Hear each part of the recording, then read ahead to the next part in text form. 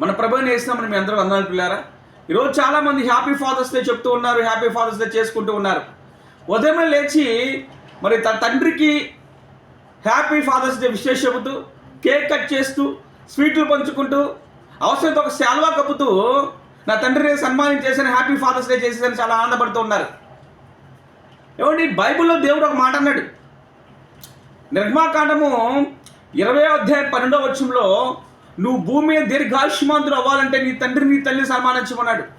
అంత మాత్రమే కాదు, కొత్త నిబంధనలో కూడా ఆయన మాట్లాడుతూ మరి ఎఫెసీయులకు రాసిన పత్రిక 6-2-3 కూడా నువ్వు దీర్ఘాయుష్మాంతుడు అవ్వాలంటే నీ తండ్రి నీ తల్లి సన్మానించమన్నాడు. తల్లిదండ్రులు సన్మానించడం అంటే ఏంటండి? సంవత్సరానికి ఒకసారి వచ్చే ఫాదర్స్ డే రోజు, సంవత్సరానికి ఒకసారి వచ్చే మదర్స్ డే రోజు తల్లిదండ్రులు విషయం చెప్పి, కేక్ కట్ చేసి, వాళ్ళ నోట్లో ఒక ముక్క నువ్వు నోట్లో ఒక ముక్క పెట్టుకొని, అవసరంతో శాలువా కప్పేసి, ఫాదర్స్ డే బాగా చేస్తే, మదర్స్ డే బాగా చేసి, నా ఫోటోలు దిగేసి షేర్ చేసేసి బాగా చేసే ఫాదర్స్ డే అయిపోయింది అని నువ్వు అనుకుంటే అది తల్లిదండ్రులు నిజంగా నువ్వు చేసే సన్మానమా? అది నిజమైన ఫాదర్స్ డేనా? అది నిజంగా మదర్స్ డేనా? సన్మానించడం అంటే ఏం తెలుసా? నీ తల్లిదండ్రులు బాధల్లో ఉన్నప్పుడు, నీ తల్లిదండ్రులు ఎటువంటి స్థితిలో ఉన్నా, నీ తల్లిదండ్రులు ఎవరు చూడలేని స్థితిలో ఉన్నా, మరి ముఖ్యంగా వృద్ధాప్యంలో ఉన్నప్పుడు నీ తల్లిదండ్రులు నువ్వు చేరదీసి, నువ్వు ఆదరించి, నీ తల్లిదండ్రులు పరామర్శించి, నీ తల్లిదండ్రులకి బాగోగులు చూసుకొని నీ దగ్గరే ఉంచుకుని, నీ తల్లిదండ్రుల జీవితకాలం మట్టుకు నువ్వు చూసుకుంటా చూసావా? అది నీ తల్లిదండ్రులకు నువ్వు చేసే నిజమైన సన్మానం అండి.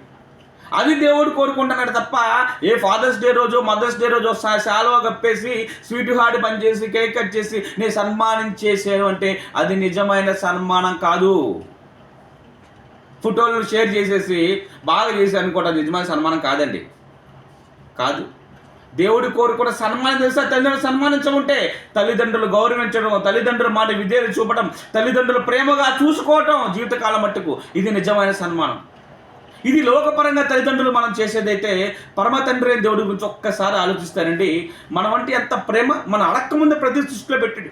మనిషిని దేవుడు 6వ రోజు చేశాడు, కానీ మొదటి రోజు 2, 3, 4, 5 రోజులు కూడా దేవుడు ఈ మనిషికి అవసరమైన, అంటే ఆయన పిల్లలం కదా మనం కూడా, కాబట్టి ఆయన పిల్లలని మనకి దేవుడు సృష్టిలో మనం సృజించక ముందే 6వ రోజు మనిషిని చేస్తే, మనిషి సృష్టించక ముందే ప్రతి సృష్టిలో పెట్టాడు. మన ప్రతి అవసరాలు ఏదైతే ఉన్నాయో, తినే ఆహార పదార్థం కానీ, త్రాగే నీరు కానివ్వండి, ప్రతిదీ సృష్టిలో దేవుడు మనిషి చేసే దానికంటే ముందే పెట్టాడు. అంటే ఆయన పిల్లల్ని సృష్టించడానికి ముందే ప్రతి సృష్టిలో పెట్టేశాడు.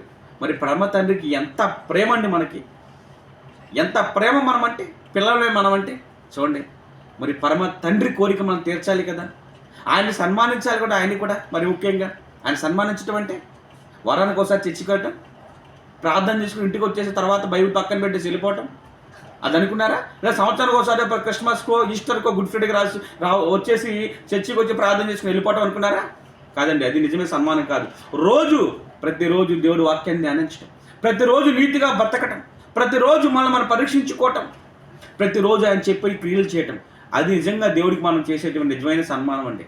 కాబట్టి హ్యాపీ ఫాదర్స్ డే అంటే అదండి నిజమైన హ్యాపీ ఫాదర్స్ డే. మీ అందరికీ వందాలండి. Thank you.